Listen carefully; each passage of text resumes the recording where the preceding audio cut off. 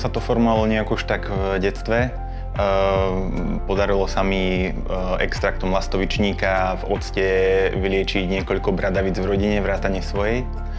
A robil som doma rôzne chemické pokusy, bavili ma rastliny, pestoval som kaktusy. Vzorom mi bola mama, ktorá je tiež zdravotníčka, pôrodná asistentka. Najsilnejší, najkrajší je ten pocit, keď sa ľudia vracajú do lekárne a ja sa práve dozvedám, že moja rada pomohla a to vždy tak zahreje pri srdci. Odbornosť je základ našej práce. Tak ako aj športovci sa musia udržiavať vo forme tým, že cvičia, tak my sa musíme udržiavať vo forme sústavným vzdelávaním. Každý lekárnik je posledný odborník, ktorý v rukách drží liek pred tým, ako ho pacient užije. Takže musí byť sústredený, ostražitý a vnímavý. Tehotná pacientka prišla do lekárne, odpadla, rozbila si hlavu, ostala v bezvedomí a bola to ťažká situácia.